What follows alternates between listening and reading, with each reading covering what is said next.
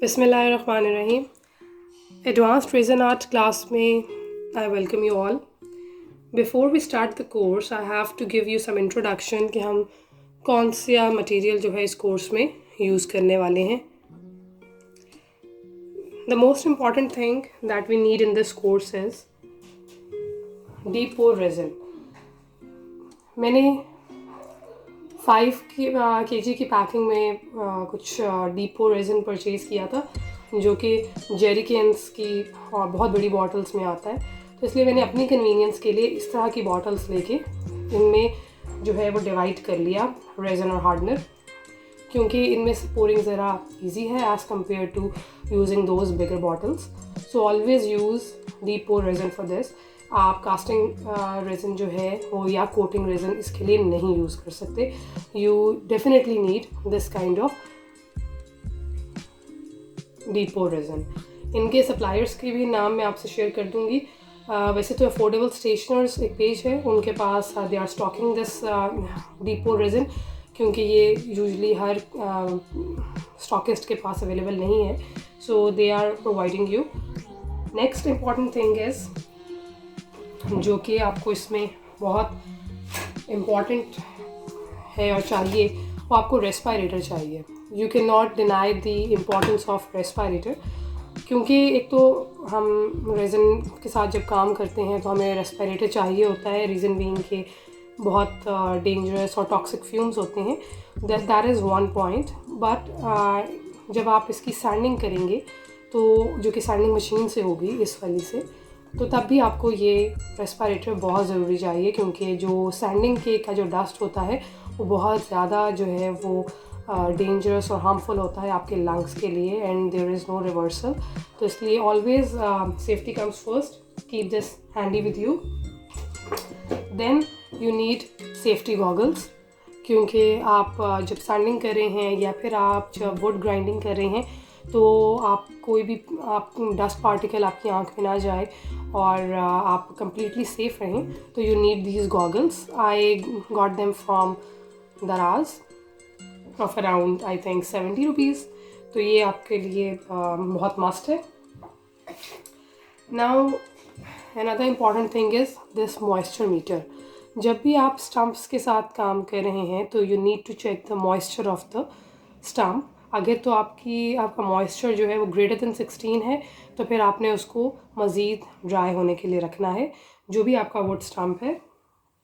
Supposedly I have this one with me. ये थोड़ा सा छोटा स्टम्प है बट इट्स प्रिटी थिक। तो just for the sake of an intro मैं आपको इसका यूजेज बता देती हूँ। It opens like this. आपको अपने वुड की टाइप पता होनी चाहिए। So when ever you purchase your wood from any seller या किसी भी टाल जिसको कहते हैं जहाँ पे सिर्फ लकड़ी अवेलेबल होती है, तो you need to ask the type of the wood they are selling. Supposedly आप जो है वो पाइन यूज़ कर रहे हैं जो कि मॉइस्चर मीटर पे डी पे है, तो you will switch it on और यहाँ पे लेटर पे you can see A. So you will be changing the mode to D क्योंकि मेरी टाइप ऑफ वुड है। So now I am going to insert these stones inside the wood और hold को मैं प्रेस करूँगी। So now you can see कि it is 8.4%। That means कि it is less than 16 और मेरी जो वुड है that is appropriate to work with. So this moisture meter really saves your time and energy कि आप क्योंकि जब आप wet wood के ऊपर रेज़न की पोरिंग करेंगे तो फिर रेज़न और वाटर जो है मॉइस्चर जो है they are not very good friends, so everything will be ruined in some later stage. तो इसलिए you have to be very careful while you are working with stumps. Then I have this MDF board with me. ये 12 inches है, बड़ा size का भी आप ले सकते हैं। इसका पर्पस ये है कि हम इसको एज अ मोल्ड यूज़ करेंगे जब हमने कोई भी लाइव एज वॉल क्लॉक बनानी है, maybe round table top बनाना है। आपको इसका साइज़ जो है वो डिपेंड करता है कि आपने कितनी बड़ा प्रोजेक्ट बनाना है। If you are planning to make some bigger size, maybe 13 inches और 15 इंचज़, तो ये MDF बोर्ड भी आपको अकॉर्डिंगली बड़ा लेना होगा। और इसको हम एज अ मोल्ड यूज़ करेंगे, जो कि in the latest section of this course I will tell you how to use it. So keep these MDF boards handy with you. मैंने इसको यूज़ करते हुए 12 इंचज़ की एक वॉल क्लॉक बनाई थी, जो कि मैं अभी आपको लेटर ऑन दिखाऊंगी। और 12 इंचज़ का मतलब है कि बेसिकली आपकी जो थिकनेस हो जाती है वॉल की, वो वॉल क्लॉक की वो बहुत ज़्यादा हो जाती है, क्योंकि आप इसके इर्द गिर्द जो है वो वॉल्स के तौर पे एसीटेट शीट को लगाएंगे ताकि वो वॉल्स इसकी बिल्ड हो जाए। और थिकनेस इसकी काफ़ी ज़्यादा फिर उस सिचुएशन में हो जाती है। तो anyways you need some MDF board with you, क्योंकि इसी के ऊपर जो है हम एक टेबल टॉप भी बनाएंगे। अगर आप जो है अपनी कॉस्ट को कट करना चाह रहे हैं और you want to make some river flow table, जिसमें आप वुड को नहीं यूज़ करना चाह रहे और लेकिन आपको रिवर फ्लो भी बनाना है, तो फिर you can use this MDF board. तो इसलिए keep these handy with you. आपके पास 3-4 होने चाहिए। Now let's move to some these machines. I have this grinder with me. ये सबसे स्मॉलेस्ट पॉसिबल साइज़ है और इसका मैं आपको बॉक्स भी दिखा देती हूँ। So this is the grinder that I have, 700 watts का। और इसकी स्पीड काफ़ी ज़्यादा होती है, इसलिए I got a smaller one. और इवन ये स्मॉलर वन जो है इसकी भी स्पीड काफ़ी तेज़ होती है। तो इसका पर्पस बेसिकली ये है कि आप इसके साथ जो है वुड की सैंडिंग बहुत अच्छे से कर सकते हैं। और क्योंकि जो हमारी वुड होती है वो बहुत ही रफ़ होती है। Let me show you. अब ये जो स्टम्प है, इफ़ यू कैन सी कि बहुत ही इसका रफ़ सा कोर्स सा टेक्सचर है, तो हमें इसकी सैंडिंग करनी है, ग्राइंडिंग करनी है, ताकि इसके नीचे से एक फ़ाइन लेयर जो है वो निकल आए और फिर हम उसके ऊपर जो है काम कर सकें। तो आपने अपनी वुड को प्रेप करने के लिए और स्टार्ट करने के लिए काम को आपको इसकी ग्राइंडिंग करना बहुत ज़रूरी होता है। लाइकवाइज जिस तरह कि इस स्टम्प की जो बार्क है वो मैं रिमूव कर चुकी हूँ, तो एज़ यू कैन सी कि यहाँ पे थोड़ा सा बार्क रह गया है, लेकिन रिमेनिंग एरियाज़ में नहीं है। तो इन एरियाज़ को भी आपको थॉरोली क्लीन करना होता है बाय यूजिंग दिस ग्राइंडर। आप ये सेम काम जो है वो सैंडिंग मशीन के साथ भी कर सकते हैं, जो कि ये वाली होती है, और ये सिर्फ जो है वो अपनी जगह पर इस तरह से घूमती है। और ये बहुत ही ईजी टू वर्क है, कोई इसकी स्पीड इतनी तेज़ नहीं होती है, बहुत इजीली आप इसको कैरी कर सकते हैं, यूज़ कर सकते हैं। लेकिन इसकी क्योंकि स्पीड कम होती है, तो आप जो है वो इसको ज़्यादा टाइम आपको लगेगा। तो अगर आप चाहें तो आप सिर्फ जो है वो ग्राइंडर के बजाय सिर्फ ये सैंडिंग मशीन ले लें, क्योंकि इनके आगे जो सैंड पेपर्स लगते हैं वो सेम लगते हैं। इसके आगे भी वही लगता है, क्योंकि ये साइज़ छोटा है, मेरा 5 इंचज़ है, ये 6.5 और मे बी 7 इंचज़ है, तो इसलिए आपको साइज़ में थोड़ा सा डिफरेंस लग रहा है। अदरवाइज़ ये दोनों सेम चीज़ें हैं। यहाँ से ये चिप ऑफ हो जाता है और आप इसके ऊपर नया कोई भी नंबर का सैंड पेपर लगा सकते हैं। लाइकवाइज ये भी चिप ऑफ हो जाता है और आप इस पर अपनी मर्ज़ी का जो नंबर है सैंड पेपर का वो यूज़ कर सकते हैं। तो बेसिकली इनकी जो मेन डिफरेंस है इन दोनों में वो इनकी स्पीड का है। अदरवाइज़ दोनों का काम जो है वो सेम ही है। आपकी सैंडिंग इनसे बहुत अच्छी हो जाती है और आप इसके ऊपर जो है वो डिफरेंट ग्रेड्स के सैंड पेपर को यूज़ कर सकते हैं। लेकिन इसका ये है कि थोड़ा सा इसकी स्पीड तेज़ होती है, तो आपका वो काम जो 2 घंटे में होना है वो आधे घंटे में हो जाता है, और ये थोड़ा सा इसकी स्पीड स्लो होती है। लेकिन दोनों जो है वो आप यूज़ कर सकते हैं, और अगर आप इनिशियली दोनों में नहीं इन्वेस्ट करना चाह रहे, then you can definitely go with this one. और ये जो है ये बेसिकली मैंने सेकंड हैंड ली थी, क्योंकि जो हमें न्यू मिलती हैं वो चाइनीज़ होती हैं, लेकिन ये जो है ये जर्मनी मेड थी। और कुछ एरियाज़ होते हैं जहाँ पे यूज्ड मशीनरी आपको मिलती है बहुत ही थ्रो अवे प्राइसेस में, और उनका बेनिफिट ये होता है कि जो उनके अंदर वायरिंग होती है वो कॉपर की होती है और वो जल्दी जो है वो ख़राब नहीं होती हैं, जलती नहीं हैं। लेकिन जो चाइनीज़ मशीन्स होती हैं वो जो है वो जल भी सकती हैं और उनकी लाइफ जो है वो थोड़ी सी कम होती है। इसमें ग्राइंडर में एक और जो इम्पोर्टेंट फंक्शन है वो ये भी है कि आप इसकी डिस्क को चेंज कर सकते हैं। यहाँ से आप इसको प्रेस करेंगे, साथ ही आप इसको मूव करेंगे, ये बटन आपका पूरा प्रेस हो गया and you can take it of.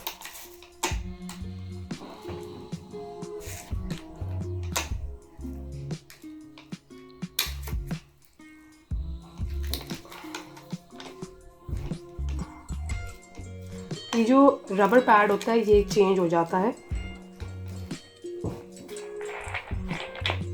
यहाँ पे आप दूसरा भी कोई सैंड पेपर लगा सकते हैं।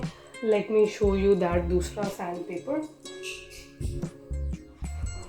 इस टाइप के भी आपको डिस्क्स मिलती हैं, फ्लैट डिस्क उसको कहते हैं, और इनका जो सैंड पेपर का नंबर होता है वो यहाँ पर लिखा होता है। ये भी आप इसके ऊपर लगाकर यूज़ कर सकते हैं इसमें। और ये जो नॉर्मल सैंड पेपर होता है, ये वाले जो सैंड पेपर्स होते हैं, इनमें डिफरेंस सिर्फ ये है कि इसके अंदर मल्टीपल सैंड पेपर्स लगे हुए हैं। इफ़ यू कैन सी कि इसमें लेयर्स हैं सैंड पेपर्स की, तो ये थोड़ा सा ज़्यादा कोर्स अगर आपको ग्राइंडिंग करना है उसके लिए यूज़ होता है। और ये क्योंकि एक सिंगल लगता है तो इसकी ग्राइंडिंग की में इतना इफ़ेक्ट नहीं होता, लेकिन काम दोनों से सेम हो जाता है। So I sometimes use this one, और कभी मैं ये भी यूज़ कर लेती हूँ। लेकिन if you are getting these sandpapers तो बिल्कुल परफेक्टली ठीक है, कोई मसला नहीं है। ये आपको ग्राइंडर के साथ नहीं मिलता, you have to buy this disc separately, जिसके ऊपर आप सैंड पेपर्स को जो है वो बार बार पेस्टिंग कर सकें। और आपको दोबारा से इस बटन को प्रेस करते हुए इसको टाइट कर देना है। सो this is all about using grinder. और जो ग्राइंडर है उसके साथ एक ये भी चीज़ मिलती है जो कि यहाँ पर लगी होती है, और इसका पर्पज़ ये होता है कि कोई भी चीज़ जब आप ग्राइंड कर रहे हैं या सैंड कर रहे हैं तो उसका जो डस्ट है वो डायरेक्टली आपकी तरफ ना आए, बल्कि ये जो शील्ड है इससे ये रुक जाए। तो ये बेसिकली नट खोल के इसके साथ लगा हुआ होता है अंदर, जो कि मैंने उतारा हुआ है। Next I have some sandpapers. आपको मल्टीपल इसमें सैंड पेपर्स चाहिए। Like I have the 61, then 240, this 80, 120, 80 and so on. Basically आपको 40 ग्रिड का सैंड पेपर चाहिए। देन यू नीड 60, ये 40 है, 40 का चाहिए, 60 का चाहिए, 80 का चाहिए, देन 120, 180, 220, 240, then you need 400, 600, 800, 1000, 1200, 1600। तो ये सब नंबर के सैंड पेपर्स जो हैं ये आपको चाहिए। और क्योंकि थोड़ा सा मुश्किल से ही मिल रहे होते हैं, एट टाइम्स अवेलेबल नहीं होते हैं इतनी आसानी से, तो always keep 3 or 4 pieces of each. ये मेरे ख्याल में 10 रुपीज़ का एक मिल जाता है आपको। तो इसलिए इंस्टेड कि आप during your work out of sand paper हो जाए, तो आप पहले ही कुछ अपने पास स्टॉक में रखें। और अगर आप जो हैं वो सैंडिंग मशीन पे नहीं इन्वेस्ट करना चाह रहे, और डेफिनेटली फिर आपको ये वाले सैंड पेपर्स भी नहीं चाहिए होंगे, और ये मुश्किल से ही थोड़े मिलते हैं, एट टाइम्स मिल जाते हैं, कभी नहीं भी मिलते।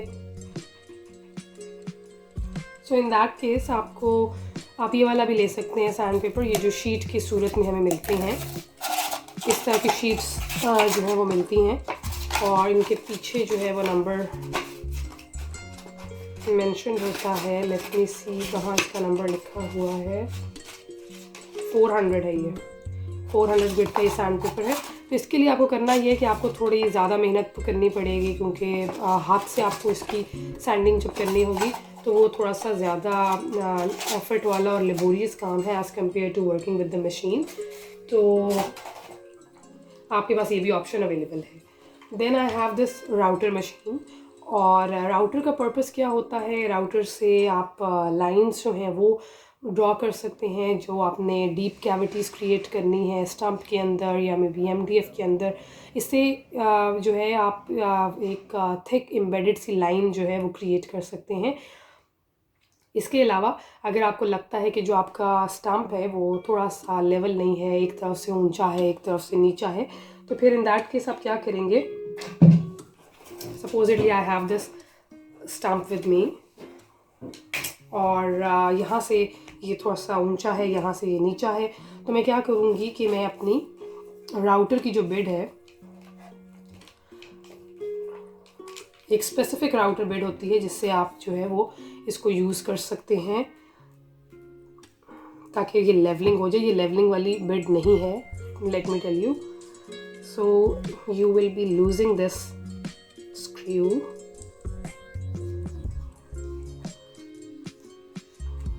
और ये बेसिकली आपका एक लेवल है जिसके जितना ज़्यादा आपको डेप्थ में अपनी लाइन क्रिएट इसके अंदर करनी है, जितनी गहरी लाइन आपने क्रिएट करनी है, तो उतना जो है ये यहाँ तक अंदर जा सकता है आपकी वुड के अंदर।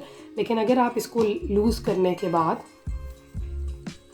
थोड़ा सा इसको नीचे कर देंगे, लाइक इतना, सो इफ़ यू कैन सी कि ये बहुत ही कम अब निकला हुआ है। इसका मतलब है कि ये सिर्फ इतना ही डीप कट जो है आपकी वुड के अंदर लगाएगा।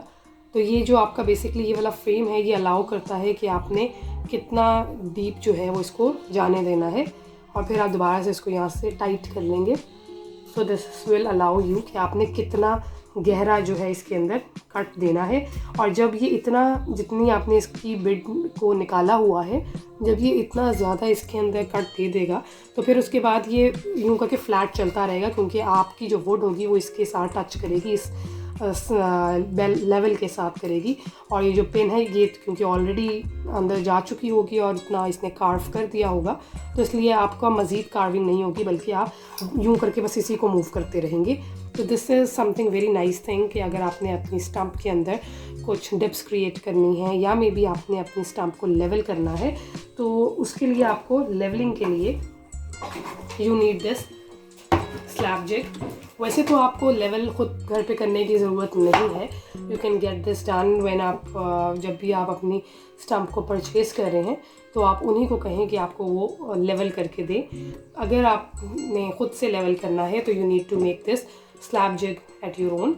और ये लासानी की MDF शीट है, जिसको इस तरह से स्क्रू लगाकर जो है वो मैंने बनाया हुआ है। और ये जो है ये राउटर से ही मैंने इसके अंदर एक क्रिएट किया है लाइन को।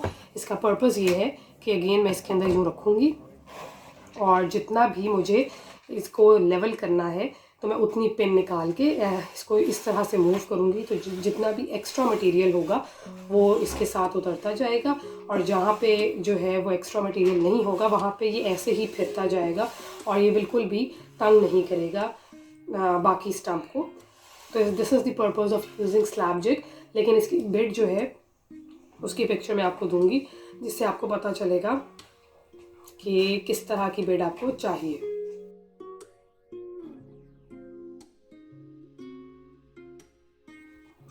Let me show you the box of this router.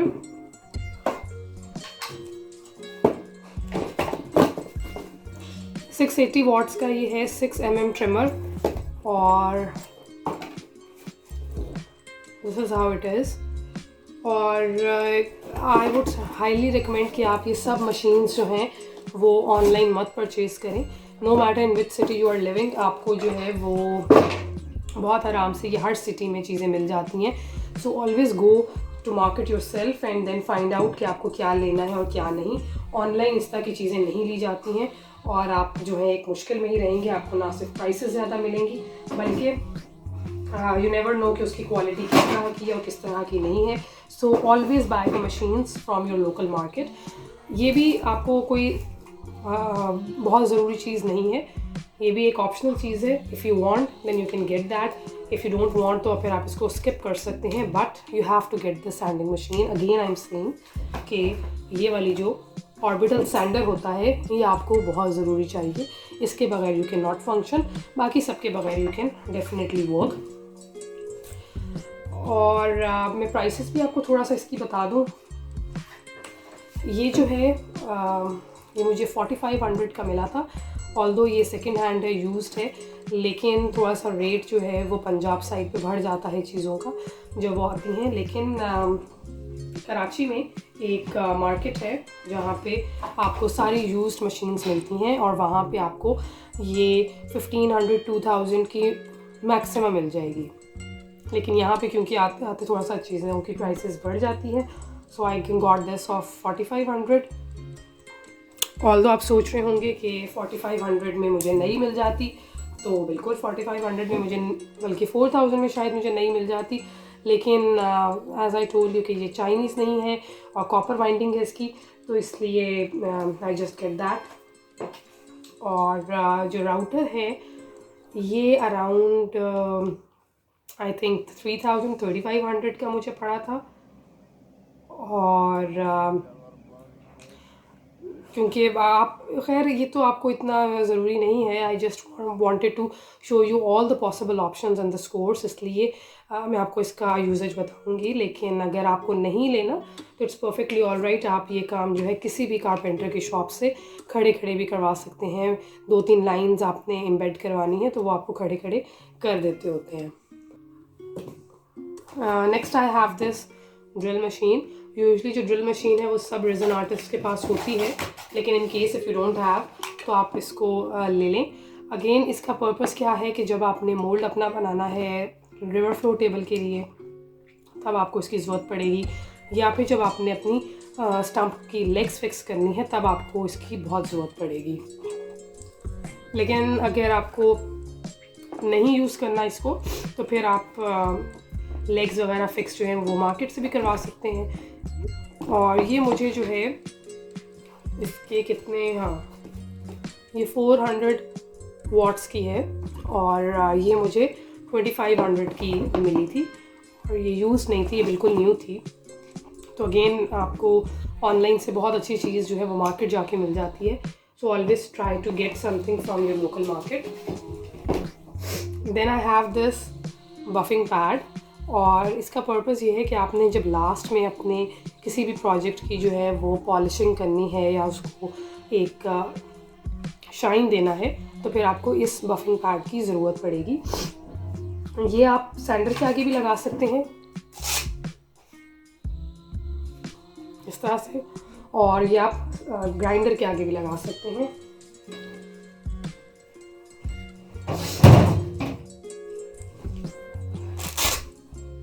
Just like this.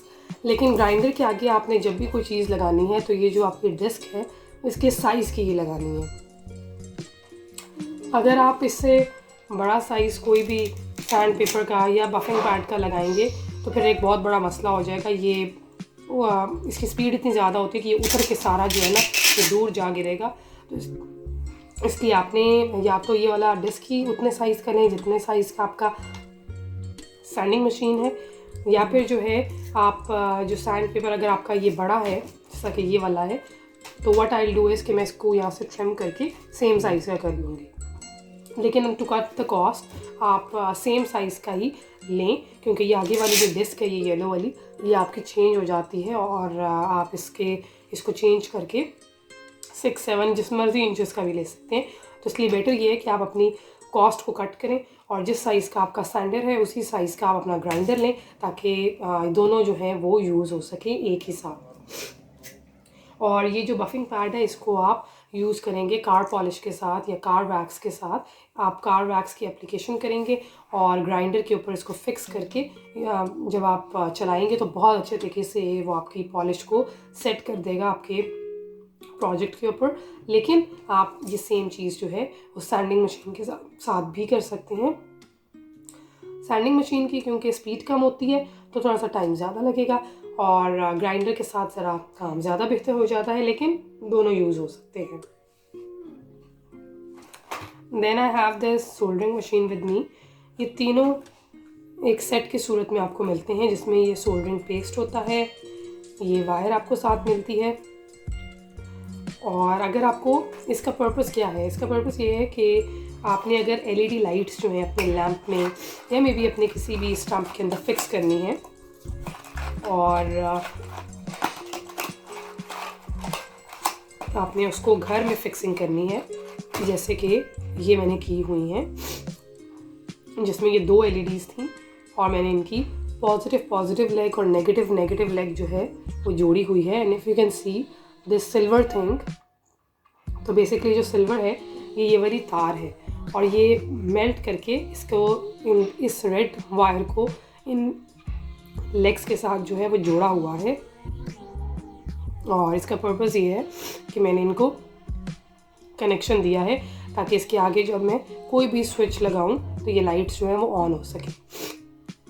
तो इनको यूज़ करने के लिए सोल्डरिंग आयरन को यूज़ किया जाता है।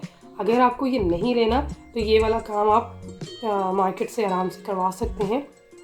छोटा सा काम होता है, वो आपको 5 मिनट में कर देते हैं। आपके किसी भी लैंप या टेबल में लाइट को फिक्स कर देते हैं। लेकिन as I have to tell you all possible options, तो मैं आपको ये भी करके दिखाऊंगी ताकि आपको आइडिया हो कि अगर आपको घर में करना है तो वो किस तरह से करना है। Then I have this hole kit. अगर आपको अपने किसी भी प्रोजेक्ट में होल्स क्रिएट करने हैं तो आपको इस टाइप का ये सेट चाहिए होता है जिसमें हर टाइप का साइज़ का होल आप कर सकते हैं। So I have this one as well.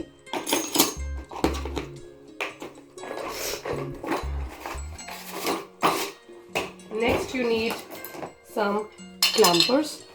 और clampers का पर्पज़ ये होता है कि आपने अपने किसी भी प्रोजेक्ट को जो है वो क्लैम्प करके रखेंगे तो आपका जो वुड है वो फ्लोट नहीं करेगा रेजिन के अंदर। आपको अगर क्लैम्पर्स नहीं लेने तो इसका ऑल्टरनेट ये है कि आप कोई भी ब्रिक ले लें और उस ब्रिक को किसी भी प्लास्टिक शॉपिंग बैग से या फिर मे बी स्कॉच टेप के साथ, जो वाइडेस्ट पॉसिबल स्कॉच टेप होती है, उसके साथ आप अपनी ब्रिक को कवर अप कर लें। और जब आपने रिवर फ्लो टेबल बनाना है तो आप अपने जो स्लैब्स हैं, वुडन स्लैब्स हैं, उनके ऊपर उन ब्रिक्स को स्कॉच टेप से कवर करके डिफरेंट एरियाज़ में रख देंगे। तो उससे आपको होगा फ़र्क ये पड़ेगा कि आपकी जो वुड है अपनी जगह पे बिल्कुल सेट हो जाएगी और मूव नहीं करेगी, जिसकी वजह से आपकी जो वुड है वो फ्लोट नहीं करेगी। यही काम क्लैम्पर्स का भी होता है। So if you don't want to invest in this then you can go with bricks. Then you need this screwdriver,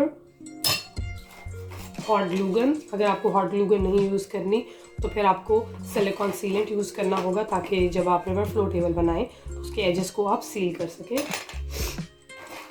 If you want to make clock then you need this clock mechanism, needles and some numbers, maybe vinyl numbers or maybe wooden numbers. It's all up to you.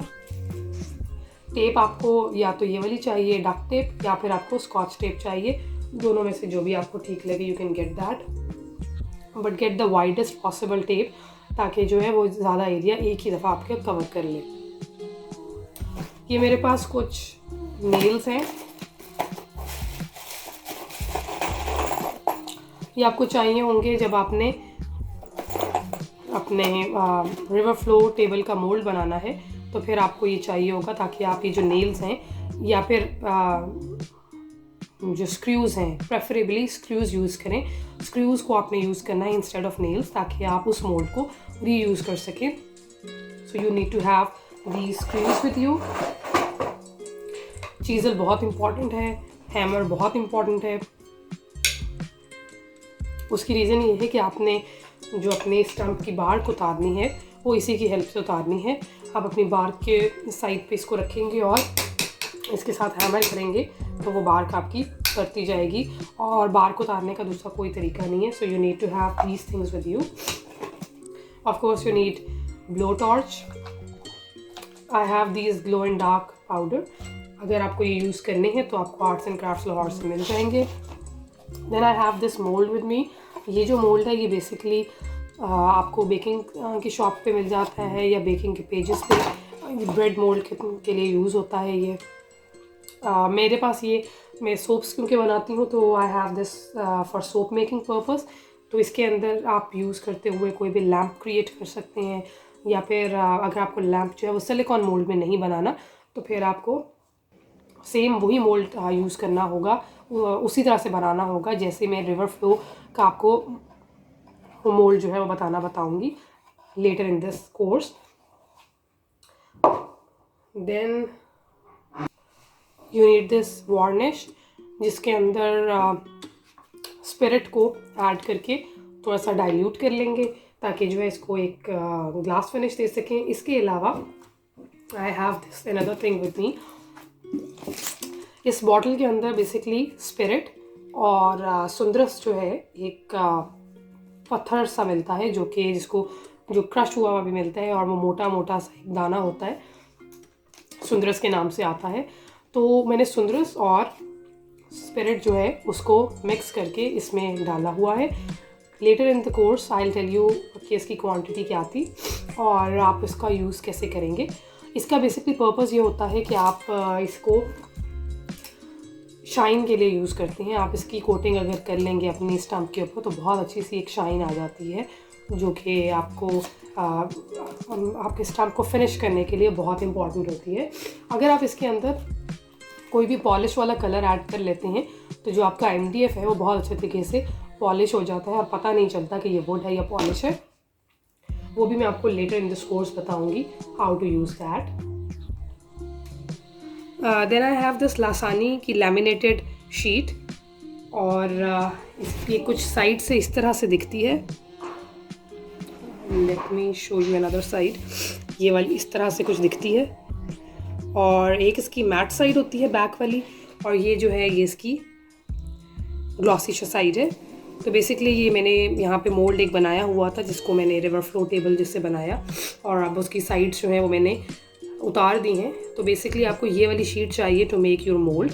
Laminated Lasani sheet के नाम से आपको ये मिलेगी, white colour की। Front side इसकी ऐसी glossy होगी, और जो बैक साइड है वो मैट थोड़ी सी होगी। आपको ग्लॉसी साइड के ऊपर मोल्ड फिक्स करना है। So this was all about the materials use in the course. अगर कुछ और रिक्वायर्ड हुआ तो आई will be showing you later in the videos. आपको सब कुछ ऑल एट वंस नहीं इन्वेस्ट करना। अगर आपका बजट लो है तो ग्रेजुअली एंड स्लोली आप मूव करते जाएं। मेरा क्योंकि पर्पस है आपको हर टाइप की चीज़ से इंट्रोड्यूस करना, so I will be showing you everything in 1 month. Later on you can work with your flow, और आप आहिस्ता आहिस्ता चीज़ें जो हैं वो लेते जाएं। और even if the course ends you will remain in the same group and you will be having the guidance from me, और you will be having access to all the content in this group. So let's go to the video number 1, जिसमें आपका formally जो है वो course start होगा।